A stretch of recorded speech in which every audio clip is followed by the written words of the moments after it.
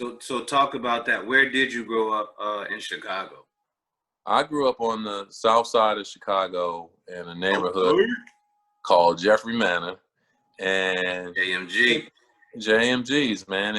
And you know what's crazy is that, like, as I didn't know it was like as bad as it was, because it was just normal. Then I went to college, right? So I grew up in this neighborhood my whole life. Never had a conversation about college. Parents never went to college. Never even knew I was going to college until one of my So teachers. your parents know none. Your grandmother. No, No one. no. Okay. So I got a scholarship to go to college because we filled out applications in my art class when I was a junior and senior, right? Okay. So when I got the scholarship, my mom was like, yeah, you going, because she wanted me to get up out of there. Because for real, man, like if I would not have gone to college 9.5 hours away, I probably would be a statistic, man. Like, I mean, I grew up and we all grew up just with this kind of life being normal. I remember finding somebody pack 20, 30 fucking crack rocks. I sold them bitches. You know what I'm saying? Like, I remember like my uncle was murdered behind my grandparents' house, shot 6 times in his head, bro, by a hike that I saw every day up until a couple years ago when she got killed by a fucking dog that got loose. How random is that? My aunties was crackheads. My uncles was crackheads. You know what I'm saying? My dad was a drug dealer. You know what I'm saying? He served out our crib, bro. Like, and so I found art. Art gave me the kind of freedom I needed. I got a scholarship. My mom was like, "You getting the fuck up out of here, boom, you out."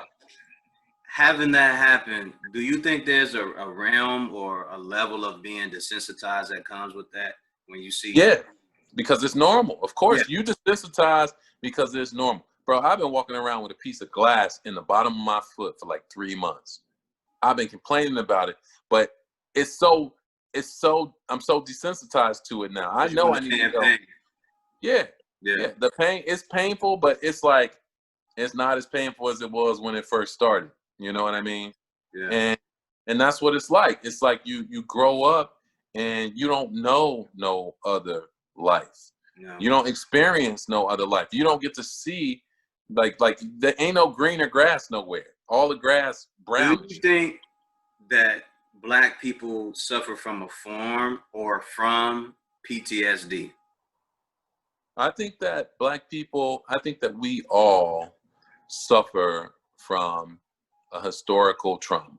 We all are we're reliving trauma generation after generation after generation. I don't necessarily think it's PTSD, Okay. because the way that PTSD is characterized, I think that's more of an individual thing, but collectively, like it's not a post-traumatic stress disorder because we're experiencing these traumas on a daily basis, bro. We just talked about a dude who got shot in the back 7 times. That could have been you. What if we change the S to post-traumatic slavery disorder? Damn. Hmm? I mean, shit, bro. I mean, because it's passed down through your genes, whether you believe it or not. Yeah. Well, it's a historical trauma. It's generational. Yeah. And, and we perpetuate it amongst ourselves, and it's inflicted upon us, and it's real. So let me ask you this, and we can come back to that. You got the scholarship. Your mom said you're going. How many schools? Bro, she drove me. She not only said she's going, she rented a U-Haul, packed all my shit, got my cousin to help, got her boyfriend to help because my parents split when I was a junior in high school, which was fine. And she drove me down, bro. I ain't even have an apartment.